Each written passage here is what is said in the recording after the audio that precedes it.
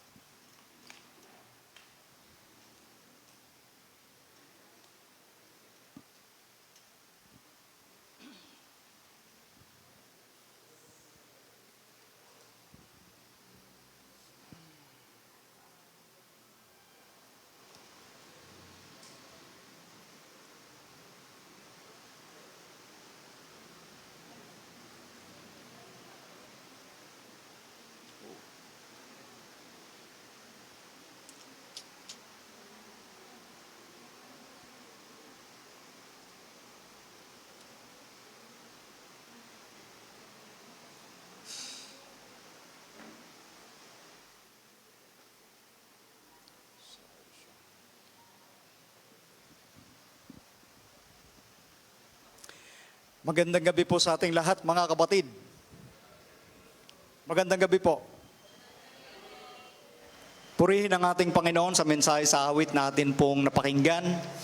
Ngayon po ay pangilang gabi na ho? Pang-12. Huling gabi na ho ito ng ating pag-aaral, ngunit bukas ang pinaka-finale. Bukas ang pang-13 paksa natin at yun ang pinakahuling paksa sa atin nung isinasagawang End Time Bible Prophecy Seminar. Tayo po'y nagagalak sa Panginoon sapagkat ngayon po ay muli atin pong kapahingahan sa Kanya. Ngayon ang banal na araw ng Sabbath na Kanyang biyaya sa bawat isa sa atin, magkaroon tayo ng kapahingahan ng ating physical, ganun din ang atin hong spiritual. At ngayong gabi ay special din sapagkat muling ihahayag niya ang Kanyang mensahe na magdadala sa atin sa patuloy na pagtataguyod, pagsusumigla ng ating mga pananampalataya. Ang atin hong paksa ngayong gabi may kinalaman sa The Coming Stone.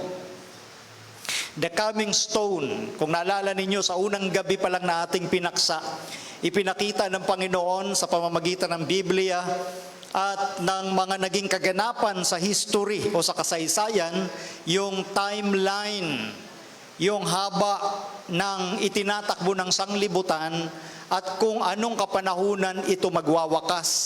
Tinalakay natin yung timeline na yon sa Daniel chapter 2 at doon ay muling mapansin natin yung kabutihan ng Panginoon sa bawat isa sa atin na Kanya pong ipinagkakaloob ang kaalamang ito upang tayo din naman ay maging handa at manatiling handa, panghawakang matibay yung mga katotohanang ating maririnig at mga narinig buhat sa salita ng Diyos. Ang mga salitang yon ang siyang lamang nagbibigay ng kalakasan at nagpapatibay sa ating kaalaman. Dahil ang karunungan ay buhat sa Diyos at kinakailangan tayo ay maging mapagpakumbabang loob na tanggapin yung revelation ng ating Panginoong Diyos. Dahil kung aasa lang tayo sa mga turo ng mga tao sa sanglibutan, lalo na sa mga popular teachings, doon ho pumapasok ang kaaway para tayo ay dayain o tayo ay linlangin.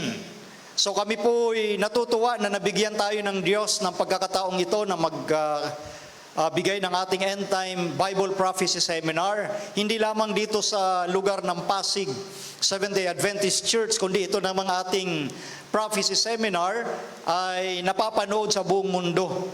At syempre ang mga nakikinabang dito ay walang iba kundi ang ating mga kababayang mga Pilipino. At sila din naman ay patuloy na nagbibigay ng kanilang mga mensahe na sila po ay nanunood. At bagaman hindi ko personaling nasasagot kayo, ako'y nagpapasalamat din dahil kayo po ay naglalaan ng panahon na magbigay paalam kung saan kayo banda sa ating sanglibutan.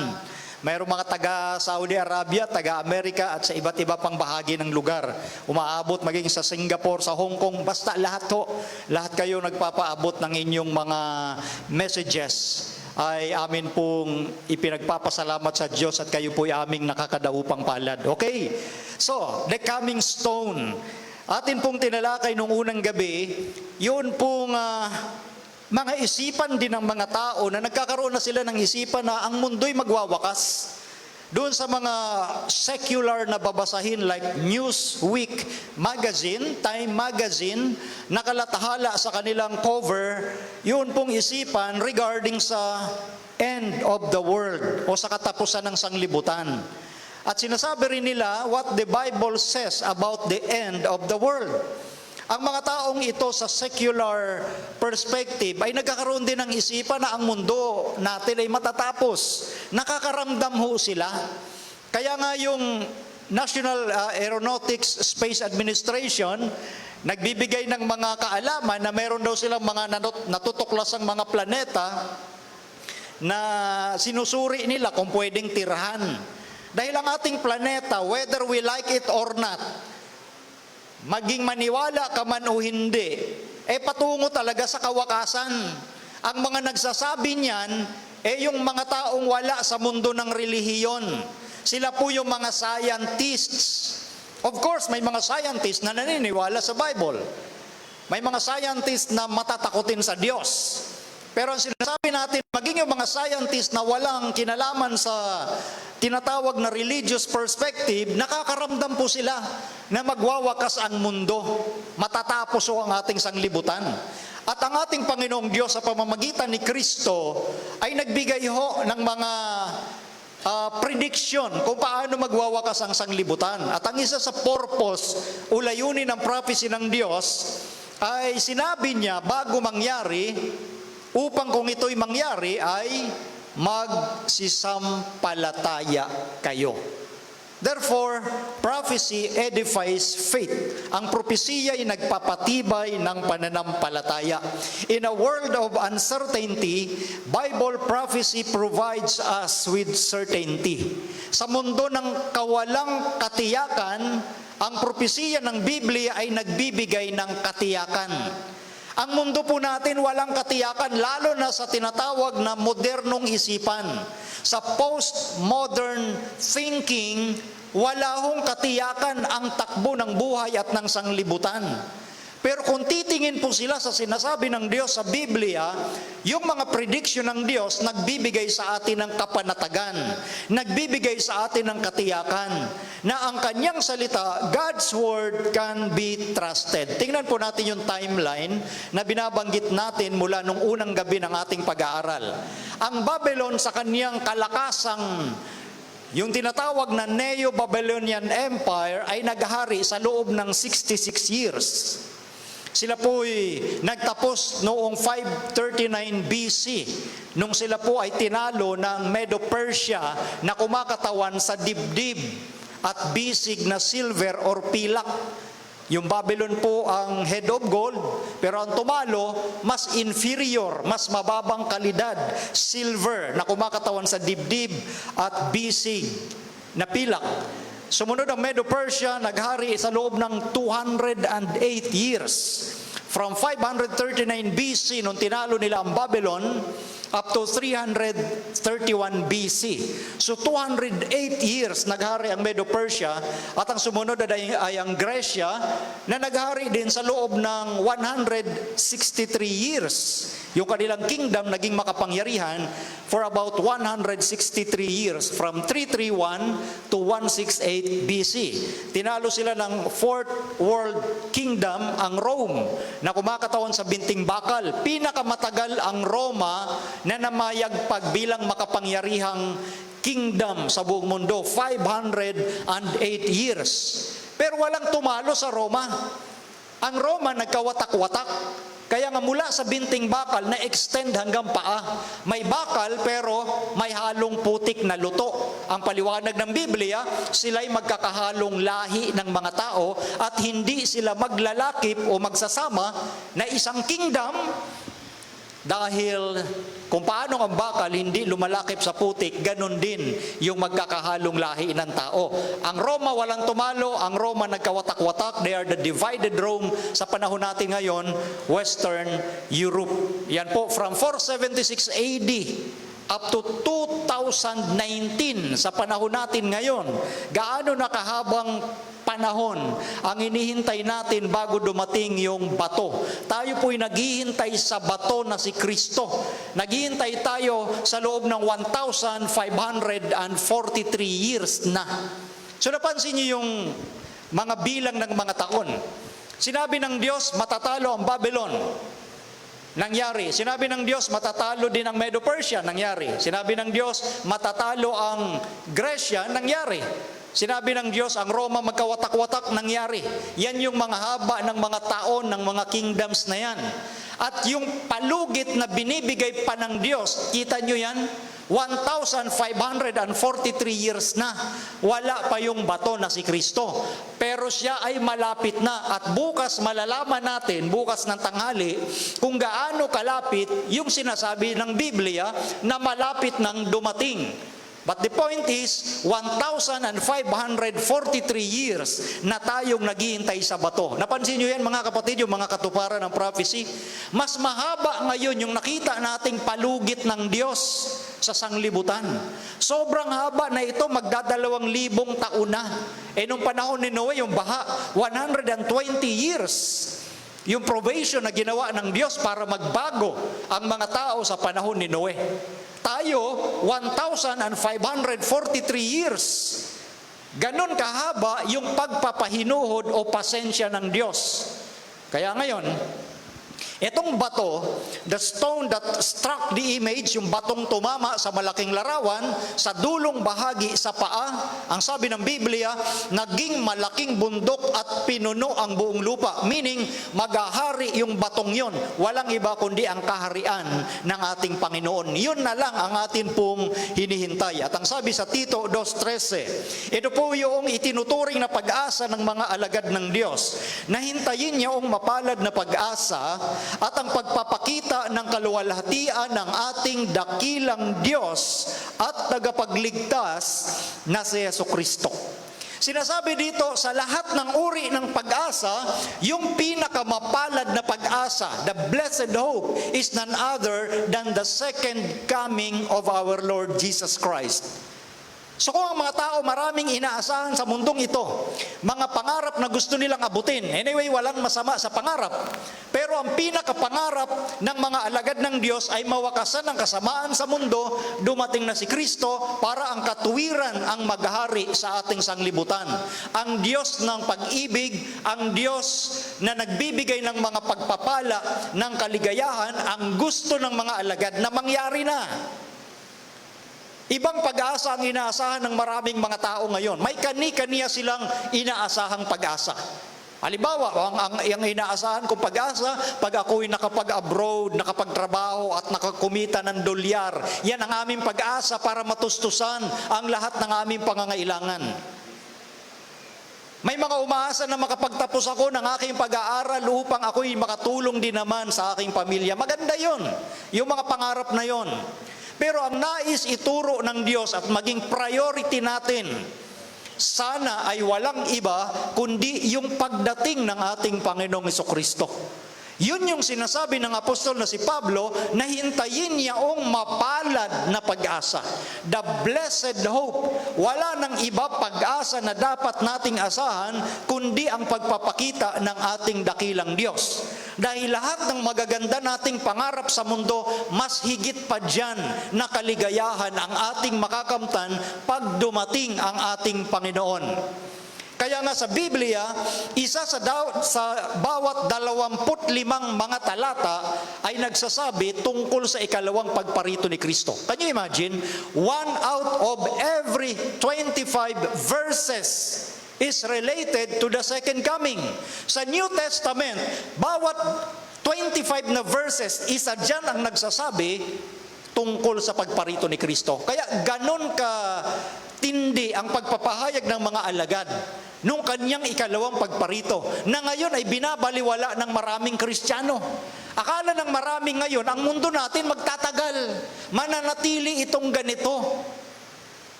Pero sa Biblia, hindi ho ganun ang sinasabi.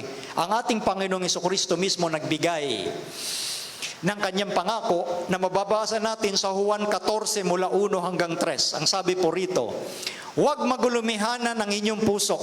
Magsisampalataya kayo sa Diyos, magsisampalataya naman kayo sa akin. Sa bahay ng aking Ama ay maraming tahanan. Kung di gayon ay sinabi ko sana sa inyo, sapagkat ako'y paroroon upang ipaghanda ko kayo ng dakong kalalagyan. At kung ako'y pumaroon at kayo'y maipaghanda ng kalalagyan, ay muling paririto ako at kayo'y tatanggapin ko sa aking sarili upang kung saan ako naroroon, kayo naman ay dumuon. Yan mismo ang nangako ay walang iba kundi ang ating Panginoong Hesukristo. Siya ay nagbibigay ng kapanatagan sa mga nalulungkot na puso ng mga alagad. Sinasabi niya, ako'y paroroon upang ipaghanda ko kayo, yung mga alagad. Ipaghanda ko kayo ng dakong kalalagyan. At kung ako'y makaparoon, ay muling paririto ako. I will come again. Hindi ho nagpapaliban ng pangako ang ating Panginoon. Lahat ng sinabi niya, tinutupad niya. At napansin niyo, 1,543 years after sa katuparan ng prophecy sa divided Rome, napakahaba ng palugit at panahon na binibigay ng Diyos sa mundo para magbago.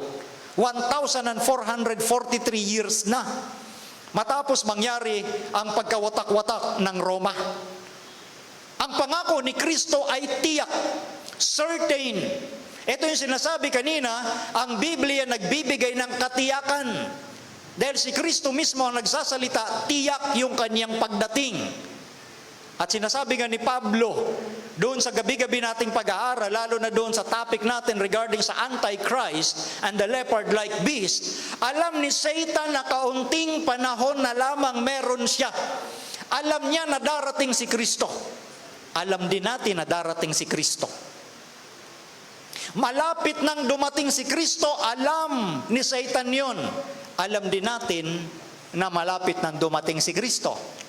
Pero meron tayong pagkakaiba kay Satanas at sa mga alagad ni Jesus. Pinananabikan ng mga alagad ang pagdating ni Kristo. Si Satanas, kinatatakutan niya ang pagdating ni Kristo. Alam lang niyang darating, alam din nating darating.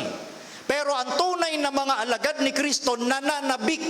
Si Satan natatakot dahil katapusan na niya yon. So tiyak yung kanyang pagdating.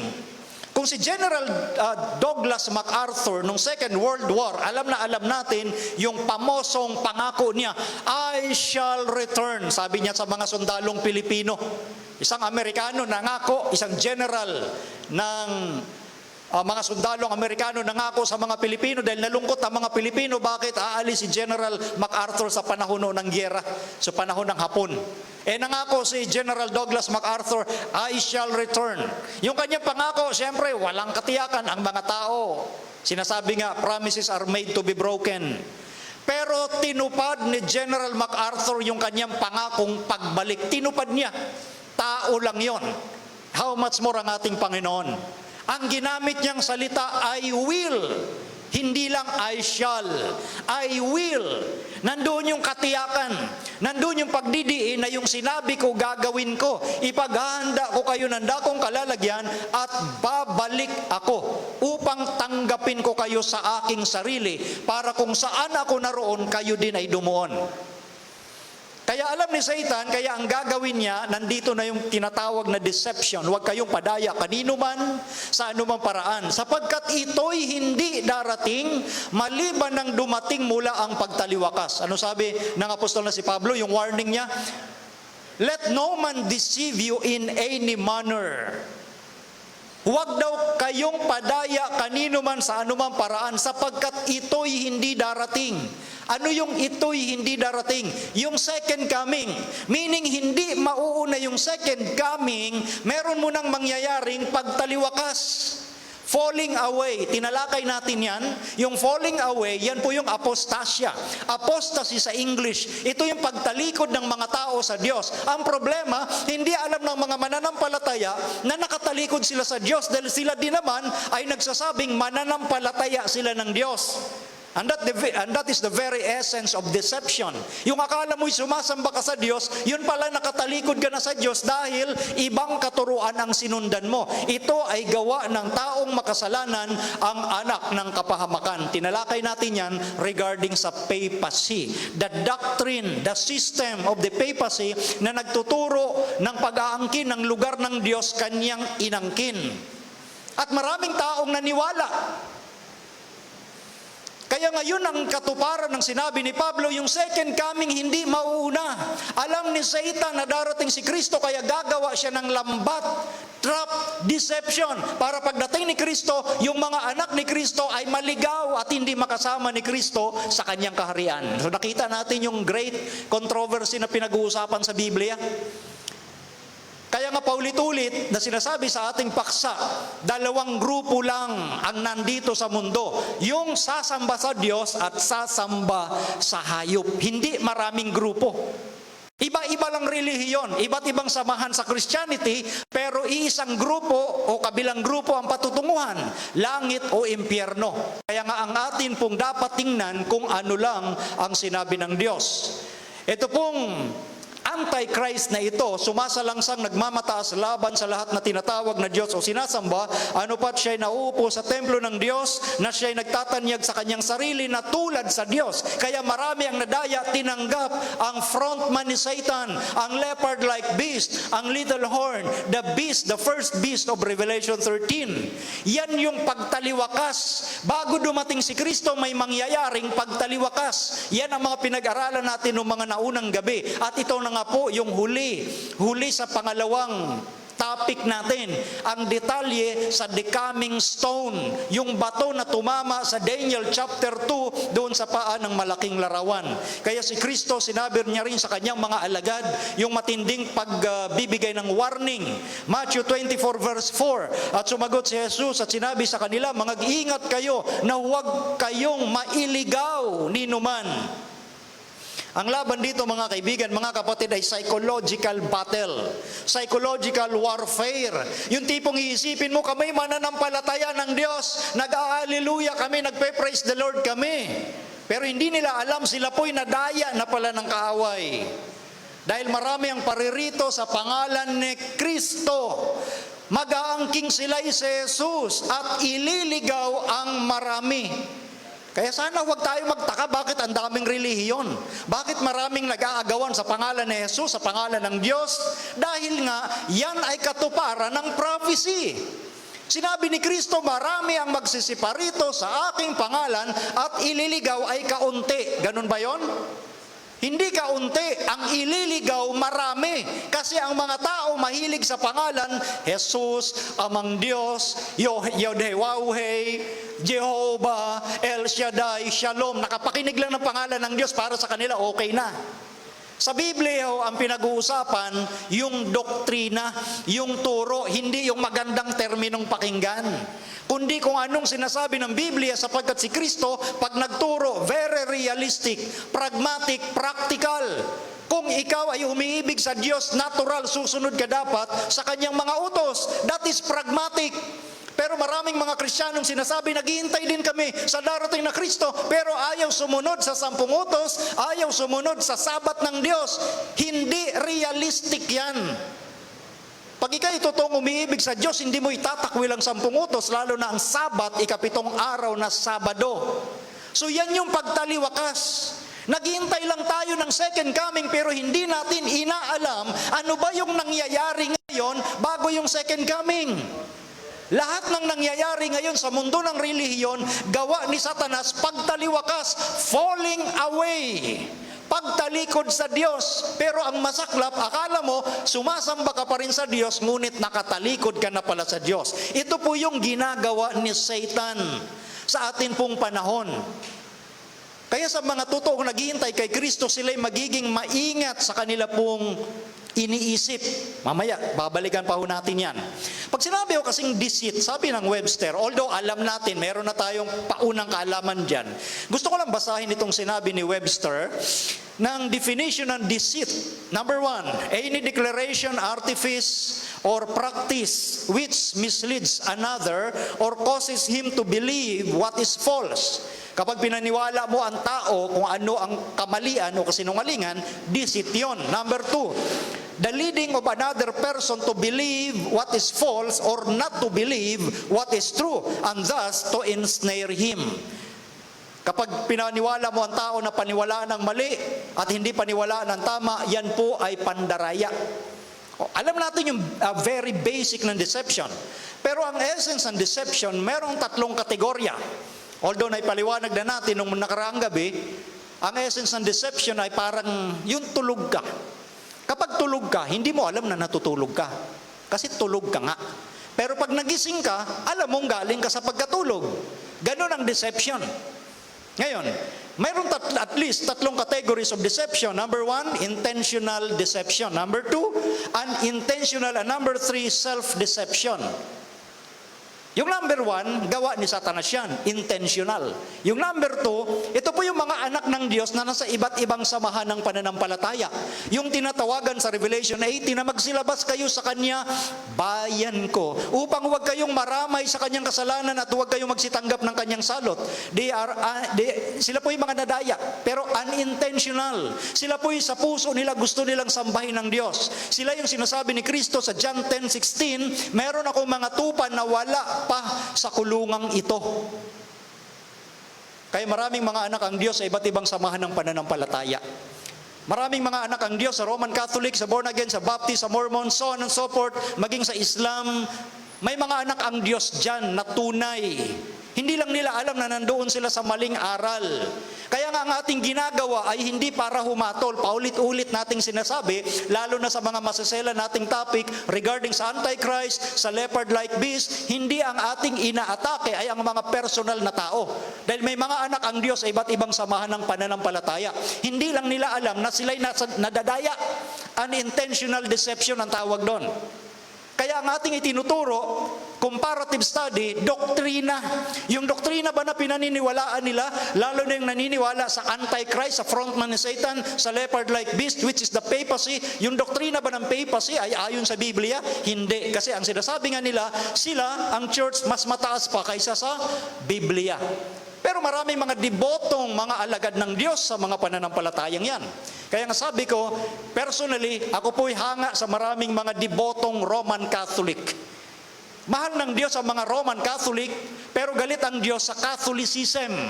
Pag sinabing Catholicism, system, doktrina, hindi galit ang Diyos sa tao, kundi saan? Sa turo na lumalaban sa kanyang turo. Kaya sinasabi natin, God loves Roman Catholics, but God hates Catholicism.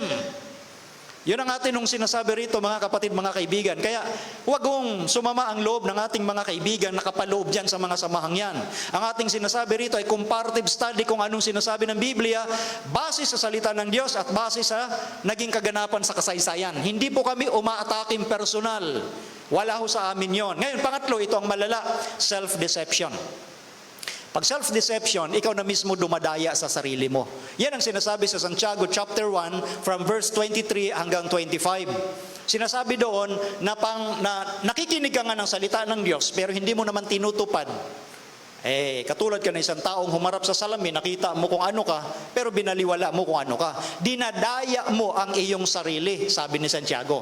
So, kapag tayo nakikinig lang sa seminar na ito, hindi naman tayo nagdi-decide na tanggapin ang Diyos sa kabila na alam na natin ang totoo, dinadaya mo sarili mo. Yun ang sabi ng Diyos. Okay lang sana kung dayain ako ng iba, pero kung ako mismo dadayain ko sarili ko, pinaka-worst na kalagayan mo yan sa harap ng Diyos. Yung mga taong kumbinsido kung ano ang tama pero hindi lumalagay sa tama, dinadaya mo lang sarili mo. Sayang lang yung pakikinig mo ng turo ng Diyos. Kung hindi mo naman tinatanggap ang Diyos sa iyong sarili. That is the third category of deception. Dinadaya mo sarili mo, self-deception. Ngayon, para hindi tayo madaya, lalo na sa usapin ng pagparito ni Kristo, mayroong sinasabi si Kristo yung manner, yung paraan ng kanyang pagdating. Kasi may mga samahang mananampalataya na nagsasabi, dumating na si Kristo, matagal na. Noong 1846, dumating siya. Sumabla yung hula. Humula uli. 1919, darating daw. 1919, hindi rin dumating. Kaya ang naging konklusyon nila, dumating na, hindi nga lang nakikita. Ang nakakakita lang daw, yung mga may mata ng pananampalataya. Wow! Kita mo, sumabla yung mga hula, kaya ang doktrina, dumating na, hindi nga lang nakikita. Mayroon pang ibang nagsasabi, darating si Kristo, sikreto. Uunahin lang yung mga banal. Magkakaroon ng secret rapture. Wow. Sikretong pag-agaw. Halimbawa, kasama mo sa sasakyan ay banal. Sabihin na natin yung driver, banal. Nakasakay ka sa taxi. Pag nawala daw yung driver, hawakan mo na yung manibela. Natural, mababangga ka. Parang nakakatawa, pero totoo yan. 1970s. Gumawa ng tinatawag na bumper sticker ng mga sasakyan. Kasi ang nagpasikat ng Turing yan, si Hal Lindsey. Yung Secret Rapture, pinasikat niya yan. Sa libro niya na The Great Late Planet Earth, The Late Great Planet Earth. Kaya lumabas yung mga bumper stickers ng sasakyan, if the driver disappears, grab the wheel. Pag nawala daw driver, hawakan mo na manibela. Mas malala no kung yung nakasakay ka sa eroplano na ang piloto ay banal. Ay maraming mamamatay. Kung nakasakay ka sa barko na ang kapitan ay banal, sinecret rapture, patay kayo lahat. Yun ba ang sinasabi ng Biblia patungkol sa pagdating ni Kristo? Tingnan po natin mula sa bibig mismo ng atin pong Panginoon at ng kanyang mga anghel. Sabi sa Gawa 1:9, ito po yung tagpo na aakyat na si Kristo sa langit. Nagpapaalam siya sa kanyang mga alagad. At pagkasabi niya ng mga bagay na ito nang siya'y tinitingnan nila, ay dinala siya sa itaas at siya'y tinanggap ng isang alapaap. At samantalang tinititigan nila ng mga alagad ang langit habang siya'y lumalayo. Narito may dalawang lalaking nakatayo sa tabi nila na may puting damit. Ito yung pinaniniwalaan nating mga anghel. Na nangagsabi naman, sinabi ng mga anghel na ito, kayong mga lalaking taga Galilea, bakit kayo'y nangakatayong tumitingin sa langit?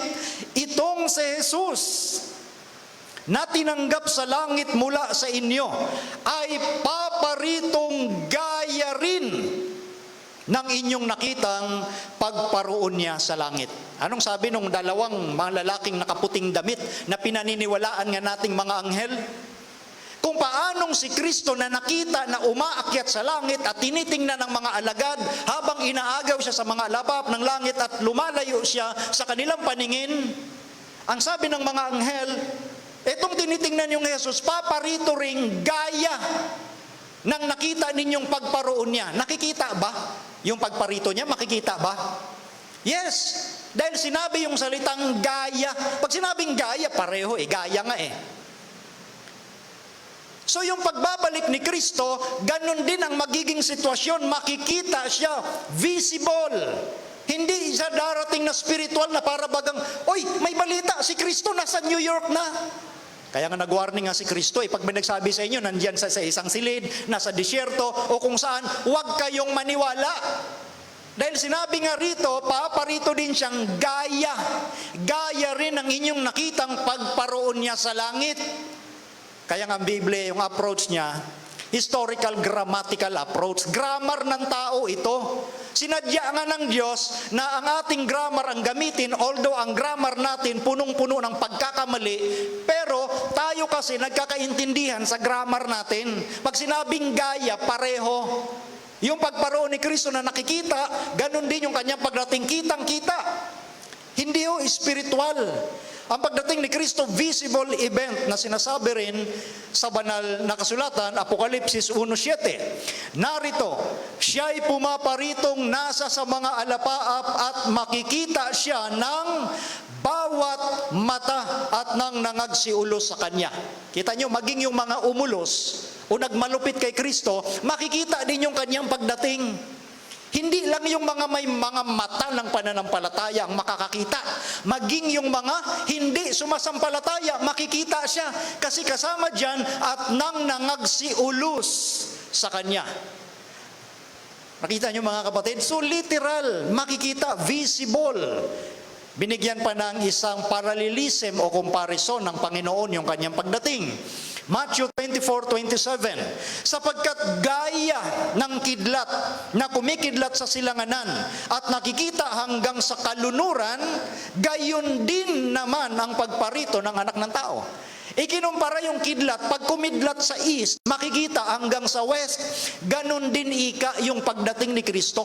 Hindi mo mamimiss. Kahit anong ginagawa mo, malalaman mo yon. Ito po yung pagsasalarawan ng ilang artist tungkol sa pagdating. So mga nananabik sa pagdating ng ating Panginoon. Makikita siya at tuwang-tuwa ang mga alagad dahil ito'y mapalad na pag-asa. Maliban sa visible event, maliban sa nakikita talaga literally, si Jesus ay darating na hindi nag-iisa. Jesus will not come back alone. Sabi sa Matthew 25:31, datapwat, pagparito ng anak ng tao na nasa kanyang kaluwalhatian, nakasama niya ang lahat ng mga anghel. Sino daw kasama ni Kristo sa kanyang pagbabalik? 1/3, 1/2, 1/4? Lahat. ng mga anghel. So tanungin natin, gaano ba karami yung lahat ng mga anghel na ito? Kaya bang isalarawan niya ng mga artist sa kanilang pagpipinta ng ganun karaming anghel? Gaano ba karami yung dala niyang anghel?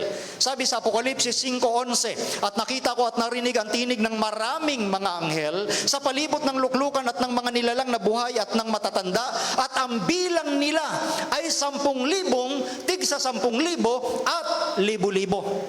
Kapag ganito na ho ang pangungusap ng writer na Hudyo, meaning to say, innumerable, hindi mabilang. 10,000 tig-sa 10,000, kaya mo pang bilangin yan. Pero dinagdagan ng at libo-libo, hindi na kayang bilangin.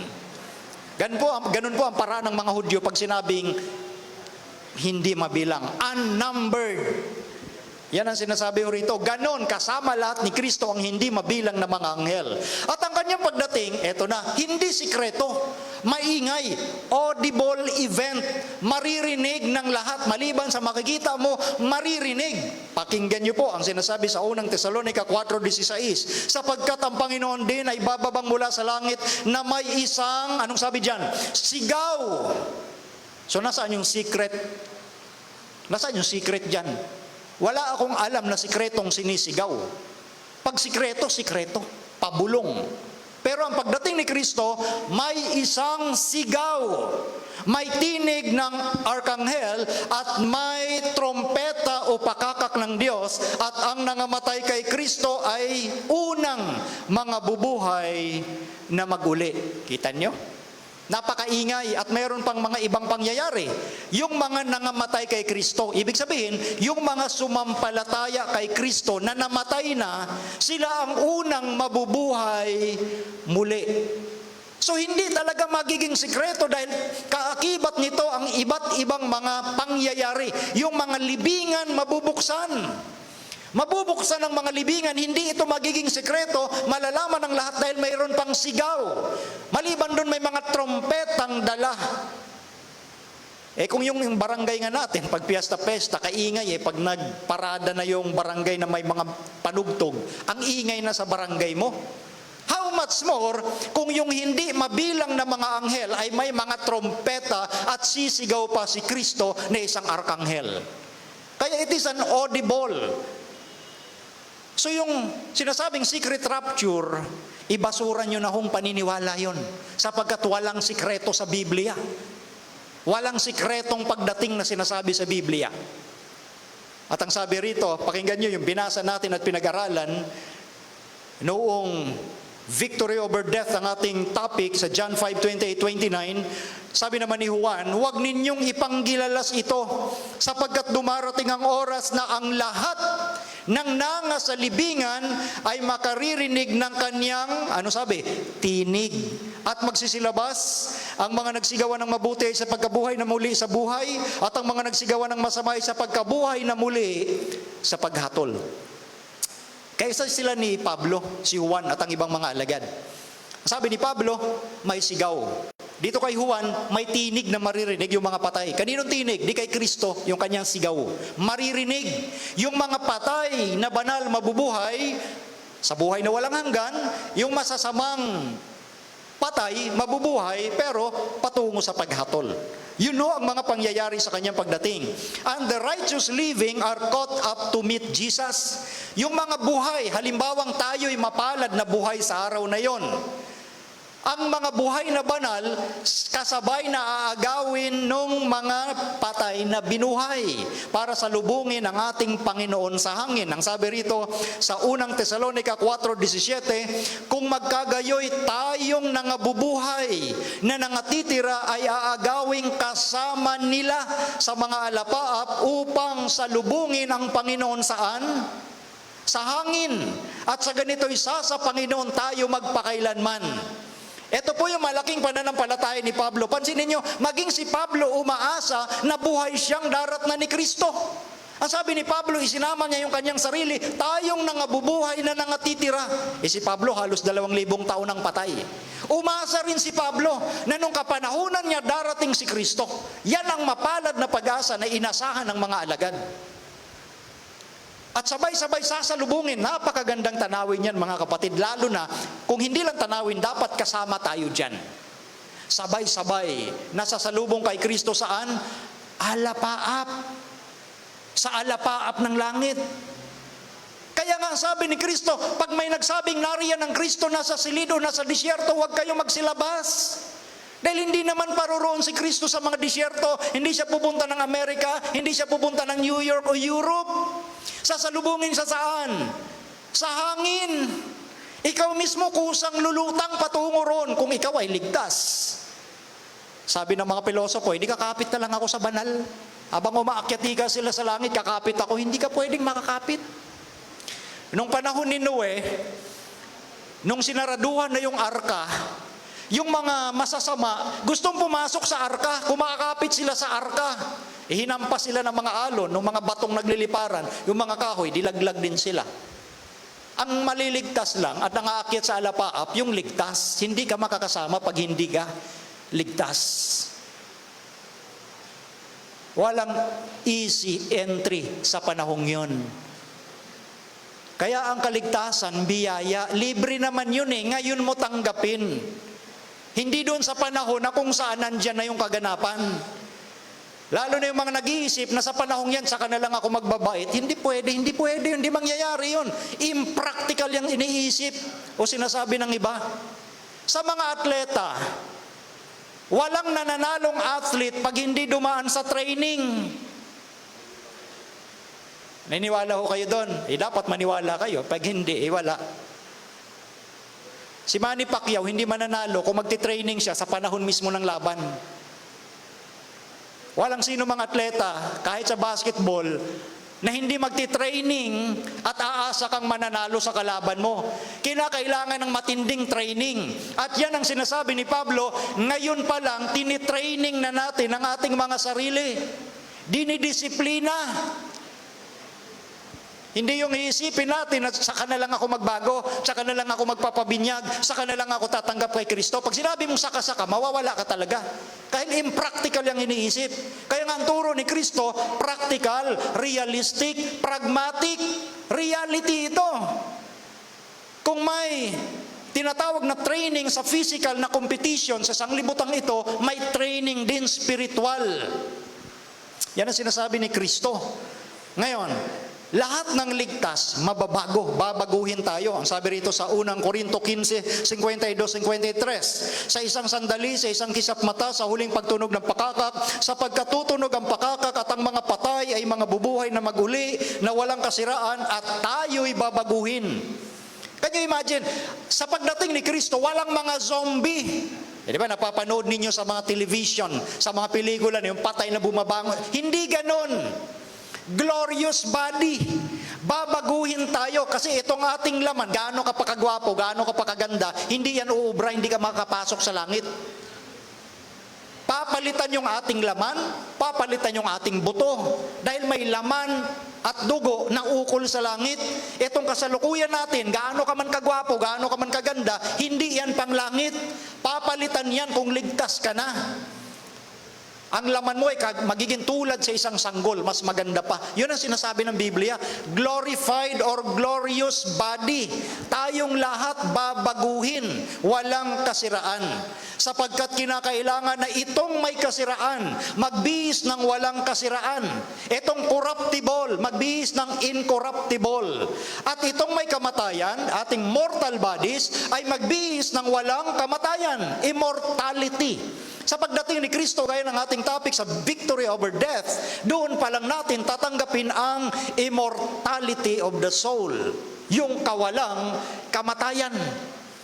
Dahil tayo ngayon mga mortal pa. Kaya ngayon turo regarding sa immortality of the soul, na kapag namatay ang tao, yung kanyang kaluluwang separate conscious entity, babalik daw sa Diyos, yung may malay pa sa Diyos kung banal, sa impyerno kung masama. That is immortality of the soul. Ang immortality ay hindi nakukuha sa panahon ng kamatayan. Ang immortality ayon sa Biblia ay makakamit kung ikay sumampalataya kay Kristo at ibibigay niya yan sa kanyang pagdating. Yung buhay na walang katapusan, walang kamatayan, immortality. Sa panahon ni Kristo natin tatanggapin yan. So, ito po ang sabi ng apostol na si Pedro sa New King James Version, 1 Peter chapter 4 verse 7, but the end of all things is at hand. Therefore, be serious and watchful in your prayers.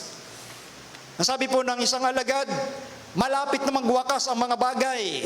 Kaya tayo'y maging mga sober. Sa ibang salin ay sober or serious. Ano ba ibig sabihin sa original na salita ng naisaling sober or serious? Ito po ay galing sa original na salitang Grego na sopronio.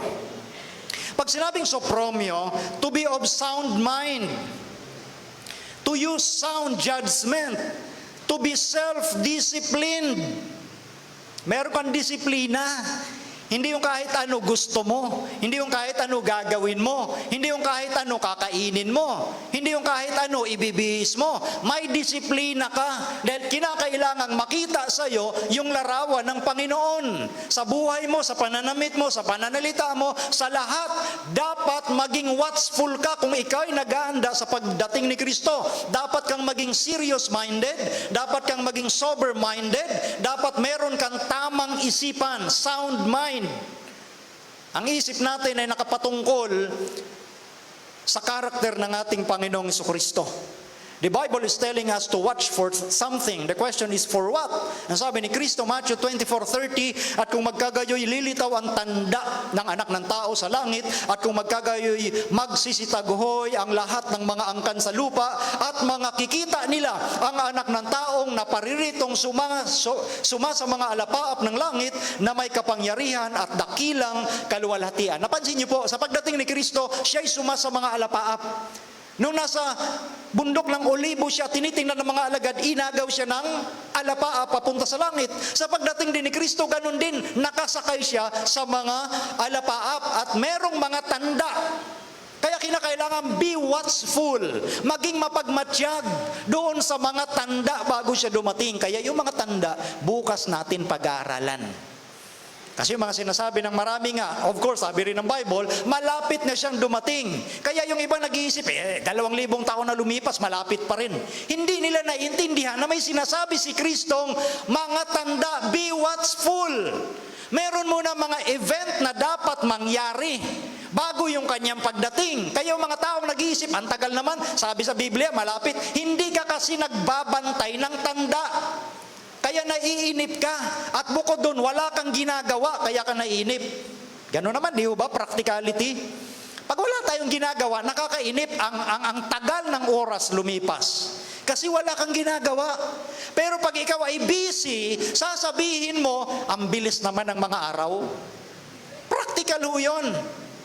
Kahit sa amin trabaho, nabibilisan ako sa araw. Kasi busy kami sa aming ginagawa. Busy kami sa aming trabaho. Gusto ko mag-extend pa ng oras sa maghapon. Kaya lang hindi pwede. Meron tayong end time prophecy. Ibig sabihin, busy ka, kaya para sa iyo, ang bilis ng oras. Pero doon sa mga walang ginagawa na mga Kristiyano, nakakainip. Sabi ni Kristo, darating tapos wala. Kita mo pagin si Kristo, sinabihan para pang mapagpaliban ng Panginoon. Nagkakaroon tuloy ng doubt o pagdududa. Kaya sinasabi ni Kristo, be watchful. Meron akong signs. Tingnan nyo yung mga signs na sinasabi ko, at kapag nakita nyo yan, ikaw mismo magsasabi, nasa mga pintuan na nga. Kaya bukas po, titingnan po natin yung mga signs. Ito ang comparison ni Kristo. Matthew 24:37 to 39. At kung paano ang mga araw ni Noe, gayon din naman ang pagparito ng anak ng tao. Napansin niyo po yung parallelism o comparison? Kung paano yung araw ni Noe, gayon din. Pag sinabing gayon din, pareho. Pareho yung mga pangyayari or event, yung mga principle ng tao ay pareho. May mga tao kasing nag-iisip na mayroon pang second chance. Ano daw? May second chance. Pagdating ni Kristo, hindi katapusan ng lahat. Yung mga hindi nakarinig ika ng pabalita tungkol sa Ebanghelyo, mapapangaralan sa loob ng 1,000 years. Second chance theory. Kita mo kung gaano ang kaaway talaga. Na sinasabi ni Pablo, pagtaliwakas. Pati second chance. Kung may second chance, kung totoo palang second chance, dapat si Brother Melvin di muna mangaral. May second chance pa pala di magpapakasarap na lang muna tayo kasi may second chance pa naman. Hindi ho tamang isipan ng second chance, kaya binabasa natin ito. Babasahin natin uli. Kung paano ang mga araw ni Noe, gayon din naman ang pagparito ng anak ng tao sapagkat Gaya ng mga araw bago nagkagunaw, sila'y nagsikain at nagsisiinom, at nangag-aasawa at pinapag-aasawa hanggang sa araw na pumasok si Noe sa daong. At hindi nila nalalaman hanggang sa dumating ang paggunaw at sila'y, anong sabi? Tinangay na lahat. Ay gayon din. Gayon din naman ang pagparito ng anak ng tao. Nasaan ang second chance? Itinulad na nung panahon ni Noe. Kaya nga sinasabi natin, tunay yung pangyayari nung tinatawag na worldwide flood. Totoong nangyari ang gunaw sa buong mundo dahil si Kristo mismo may sabi. Kung paano sa panahon ni Noe, ang priority ng mga tao ay feasting, pagkain, pag-inom. Nakafocus sila sa kain, inom, kain, inom. Yung pag-aasawa, walang masama dahil utos naman yan ng Diyos. Pero ang pinag-uusapan dito, yung mga maling priority ng pag-aasawa, mga maling priority na ginagawa. Kung paano nung araw ni Noe, gayon din ang mangyayari sa pagdating ng anak ng tao, sila'y tinangay na lahat. Pareho. Yan yung comparison ni Kristo. Walang second chance. Walang second chance. Ang chance po ng tao ay habang buhay ka. Hindi lang second yun. Kung nabuhay kang 50 years sa mundo, 50 years yung chance mo. Kung nabuhay kang 20 years, 20 years yung chance mo. Kung nabuhay kang 100 years, 100 years ang chance mo. Hindi lang second, third, fourth, fifth. Walang second chance. Pagdating ni Kristo, walang second chance. Kung ikaw ay masama, ayaw mong tanggapin ang kaligtasan, tatangayin ka rin ng kapahamakan. Gayon din, yan ang sinasabi sa Biblia. That is why, historical, grammatical. Grammar natin, pag sinabing gayon din, pareho, walang second chance. So ang second chance theory, mga kaibigan, lalo na sa mga nanonood, itapon nyo sa basurahan. Dahil ang doktrinang yan, basura, galing kay Satanas yan. Niloloko ang inyong isipan na para bagang pag nagloko ka ngayon, okay lang kasi may second chance pa. Lalo ka mapapahamak dyan. Yan yung mga basurang doktrina ni Satanas. Yan yung tinatawag ni Juan, aral ng demonyo. Kaya ang inaatake natin dito yung aral ng kaaway, hindi yung mga tao. Ngayon, balik tayo sa sinabi ni Kristo. Matthew 24:43, datapot ito'y talastasin ninyo na kung nalalaman ng puno ng sambahayan, kung anong panahon darating ang magnanakaw, siya'y magpupuyat at hindi niya pababayaang tibagin ang kanyang bahay. Another practical or realistic situation. Realistic ito, pag alam mong mayroong darating na magnanakaw. Sabihin natin, ang ganda ng intel mo. Mayroon kang intelligence, ginagastusan mo. May magnanakaw sa'yo. So anong gagawin mo? Magpupuyat paghandaan yung darating na magnanakaw. Realistic ang sinasabi ni Kristo. Kaya ganun din yung kanyang pagdating. Kung alam natin na malapit na siyang dumating, nandyan yung matinding paghahanda. Kaya nga, ito yung conclusive statement. Pag sinabing, kaya nga, therefore, it is a conclusive statement. Kaya nga, kayo'y magsihanda naman sapagkat paririto ang anak ng tao sa oras na hindi ninyo iniisip. Yung problema sa mga tao kung paano nung panahon ni Noe na wala na silang pakialam. Iba ang kanilang priority. Ganon pa rin naman hanggang ngayon eh. Hindi, nakikita natin yun. Ganon pa rin kahit sa mga nagsasabing Kristiyano, mga professed Christians, so sabihin na natin, kahit sa mga Seventh-day Adventists, ganon din eh. Wala namang pinag-iba eh. Kaya nga kung gusto natin maging handa sa pagdating ni Kristo, maging seryoso tayo sa pananampalataya natin. Hindi yung pag maluwag lang yung sitwasyon mo, tsaka ka makikisangkot sa gawain. Pag hindi na maluwag, saka na lang muna. Ganon din. Kaya nga tayo'y magsipaghanda. Ngayon, when quickly is quickly. Gaano kabilis yung sinabing mabilis? Gaano kalapit yung sinabing malapit? Sabi ng Biblia, very near. Meron tayong signs na pag-aaralan bukas.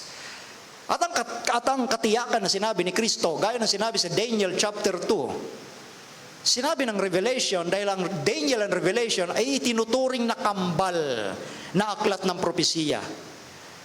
Ang kaharian ng sanglibutan ay naging sa ating Panginoon at sa Kanyang Kristo. at siya'y maghahari magpakailan kailanman. Ang kaharian ng sanglibutan. Lalo na si tinalakay natin kagabi, the end time powerful nation, lahat ng yan mawawasak sa pagdating ni Kristo. Ang kaharian ni Kristo ang siyang maghahari ng walang katapusan. Ngayon, bago natin i-wrap up ito, nais kong tawagin si Sister Micah para ipagkaloob yung appeal song. At habang pinapakinggan natin yung mga nilalaman ng awiting ito, pag-isipan nating mabuti yung ating kalagayan sa ngayon.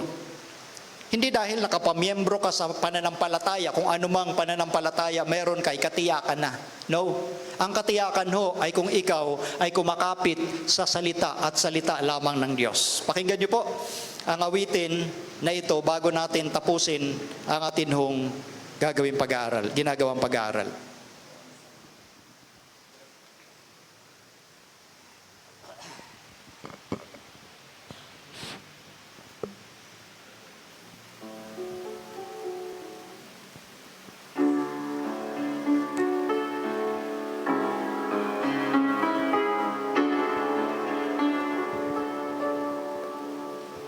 Years of time have come and gone since I first heard it told how Jesus would come again someday. If back then it seemed so real, then I just can't help but feel how much closer His coming is today.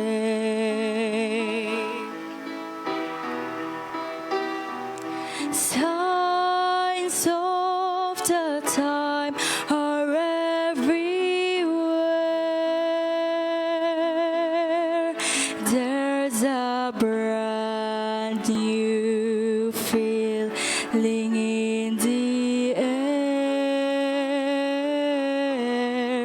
Keep your eyes upon the eastern sky. Lift up your head, redemption draweth nigh.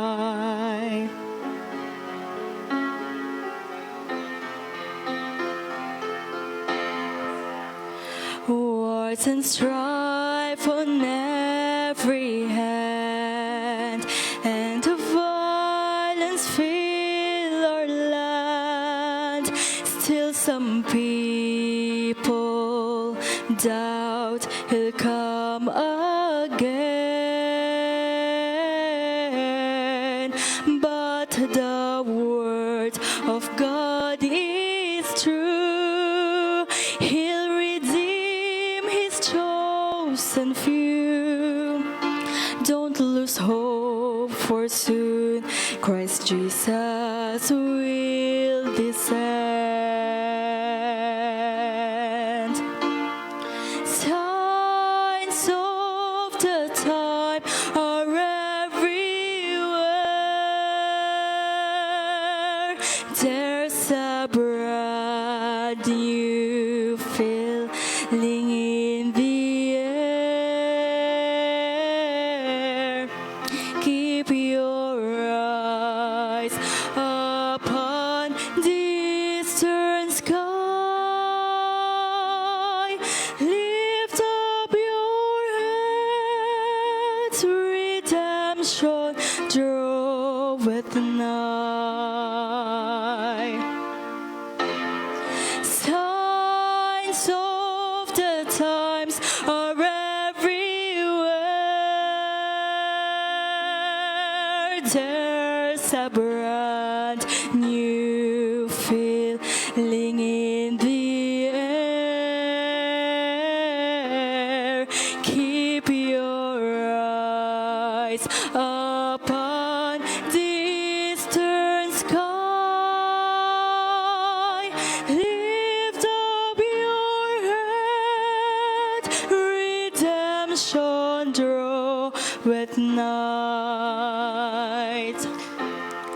po ng ating narinig doon po sa awitin, ang mga tanda ng panahon, mga tanda ng pagwawakas ng panahon ay nakikita kahit saan. Kaya itaas natin ang ating mga ulo sapagkat ang ating pagkatubos ay malapit na. Malapit na ho ang ating pagkatubos. Bagamat kakaunti ang mga tao na pipili sa Diyos at gustong mabuhay ayon sa buhay na gusto ng Diyos, hindi naman pinag-uusapan yung bilang. Ang pinag-uusapan doon ay ang pagtatalaga ng sino man. Nais ng ating Panginoong Diyos na magtalaga tayo sa Kanya. Nais ng Diyos na muling i-commit natin ang ating sarili sa Kanya. Yung mga tanda at kabagabagan sa pagtatapos ng panahon ay napakatindi. Sa teorya ho, alam natin yung teory, mangyayari yon, alam natin. Pero tandaan natin mga kapatid, mga kaibigan, iba yung theory, iba yung experience. Marami yung mga karanasan sa Biblia na alam nila yung mga bagay, ngunit pag dumating yung masasamang bagay, sila ihirap. Ganon din ang ating magiging karanasan. Kaya lubos at kinakailangan doblehin natin ang pagtatalaga sa Diyos. Kung meron tayong kung anumang mga mali pang ginagawa, maging yung mga pag-agam-agam ng ilan sa ating mga kaibigan, ang simpleng solusyon na gusto ng Diyos, iluhod natin ang ating mga tuhod sa Kanya. Yun ang pinakamataas na kalagayan na pwede nating puntahan. Itataas tayo ng Diyos sa ating mababang kalagayan kapag iniluhod natin ang ating mga tuhod sa Kanya. Sa gabi-gabi ng ating pag-aaral ng End Time Bible Prophecy Seminar, ito'y pagbibigay sa atin ng Diyos ng patuloy na karunungan, kalakasan na tayo'y maging handa at manatiling handa. Kaibigan, kapatid, huwag nating sayangin. Ang kaligtasang alok ng Diyos libre, hindi pinaghirapan, ngunit pinagtitiisan. Sa pagpasok ng isang mananampalataya, isang tunay na mananampalataya, daranasin niya ang mga hindi halos maipaliwanag na mga negatibong pangyayari sa buhay niya. Yes, sa mga tumatanggap kay Kristo, kapag nakaranas ng matinding pagdurusa sa buhay, paraan ni Satan yan para bumitaw tayo sa ating Panginoon. Kapag tayo halos nakasubsob na sa ating kalagayan, ang gusto ng Panginoon, itaas natin ang ating mga ulo. Malapit na ang pagkatubos ninyo. Malapit na. Konting tiis. Gaya sa pagkaawit, lift up your head. Gusto po nating itaas tayo ng Diyos. Gusto nating marating yung kalagayan na gusto ng Diyos upang tayo'y patuloy na maging stress-free. Panalangin po ang nais ng Panginoon. Paghiling ng biyaya at kalakasan. Paghiling sa Diyos ng tamang desisyon, ng tamang isipan, ng tamang panukala, ng tamang gawain sa bawat araw. Nais po ng Panginoon na tayo po'y magtalaga sa gabing ito. Manalangin tayo sa Diyos, sa malapit niyang pagdating, sana tayong lahat makatayo. May tanong si Apostol Juan, sa panahon ng pagdating ng Panginoon, sino ang makatatayo? Nais ng Panginoon, simulan natin sa pagtayo. Tumayo po tayo ngayon at itagubilin, italaga sa Kanya ang ating mga sarili. Para tayo'y makatayo sa panahon ng Kanyang pagdating. Tayo po'y manalangin. Dakila at banal naming Diyos, kami nagpapasalamat, napakabuti ninyo sa bawat isa sa amin. Inyo kaming binigyan muli ng pagkakataon na mai-recommit ang aming sarili sa mga sandaling ito. Kaya't kami po, O Diyos, kasama ng aming mga kaibigan ay patuloy na nagtatalaga. Hindi namin alam kung anong magiging karanasan na aming dadanasin sa araw ng bukas. Ngunit nakita namin sa inyong propesiya, O Diyos, na matindi at labis-labis ang inyong malasakit sa bawat isa sa amin dahil binibigyan kami ng babala. Hindi lang babala, kundi babalang merong pagmamalasakit at nagbibigay kayo ng sapat na biyaya upang kami maging matagumpay sa panahon na magkaroon ng katuparan ng inyong malapit ng pagdating. Kaya naman, Panginoon, kami po ay patuloy na umaasa lamang sa inyo sa kapangyarihang ipagkakaloob sa pamamagitan ng Santong Espiritu na magbibigay sa amin ng kalakasan ng pananampalataya, karunungan at ibayong sigla upang kami maging daluyan din ng pagpapala ng aming kapwa. Narito din, Ama, ang aming mga kaibigan na marahil ang iba'y nag-aagam-agam o nasa kalagayan pa rin ng pagkalito. Tulungan sila, Panginoon, na mabigyan ng sapat na pananampalataya upang sila'y tumayo. Dahil kung sa panahong ito, hindi sila makatayo sa pamamagitan ng kanilang desisyon, papaanong makakatayo ang mga taong ito sa panahon ng inyong pagdating? Kaya, O Diyos, kami po'y nagsusumamo sa mga oras na ito. Tulungan kami, ang bawat isa. Wala kaming magagawa sa aming sarili, kundi sa pamamagitan lamang ng inyong kalakasan na ipagkakaloob sa amin. Sa mga nanonood sa buong mundo sa pamamagitan ng internet, O Diyos, ano man ang mga karanasan ng aming mga kaibigan o ng aming mga kapatid, dalawin sila at tulungan. Patuloy na mangusap ka sa kanilang mga puso na kahit kailan kayo po ay hindi nagpapabaya. Kayo po ay nag-aantay na mangusap ang mga puso't isipan ng aming mga kapatid at mga kaibigan at kayo'y laging handang sumaklolo upang sila'y damayan sa kung anumang kanilang mga karanasan, mga negatibo man ito. Tulungan sila, Panginoon. Ipagkaloob sa bawat isa na ang aming narinig mula sa mga unang gabi hanggang sa gabing ito at maging sa kinabukasan ay matanim ng malalim sa puso't isipan upang ito'y maging sandata namin na kami maging matagumpay at hindi madadaig sa psychological battle na ginagawa ng kaaway sa bawat isa. Salamat, Panginoon, sa pagtatagumpay na aming kakamtan mula sa mga oras na ito sapagkat dinidig ninyo ang aming pamanhik, hindi dahil kami ay karapat-dapat, kundi ito'y alang-alang sa katuwiran lamang ng inyong bugtong na anak, ang aming Panginoong Hesus. Amen.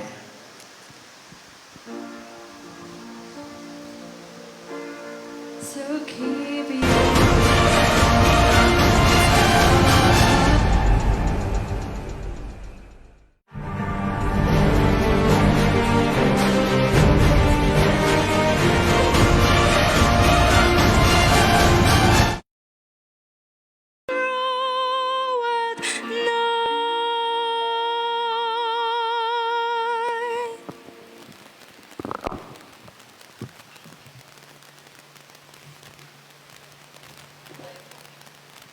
Tayo pong muli ay tumayo upang awitin ang ating theme song.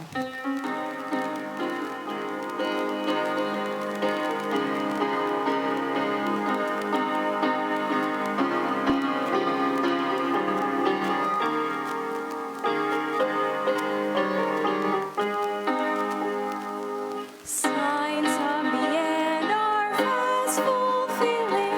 Soon Jesus will return. He will bring to an end all sin and woe, and will take His children home. Are you gladly telling others Jesus loves, Jesus saves? Are you living by His word and by His power? By His grace, my friend, let us hold fast to the end, till we see our Savior come again. Signs of the end are fast fulfilling. Soon Jesus will return. He will bring to an end all sin and woe, and will take His children home. Are you gladly telling others Jesus loves, Jesus saves? Are you living by His word and by His power? By His grace, my friend, let us hold fast to the end, till we see our Savior come again. Bayan ng Diyos, humayo kayong taglay ang pag-ibig ng Ama, ang biyaya ng Anak at pakikipisan ng banal na Espiritu sa pangalan ng Panginoong Hesus. Amen.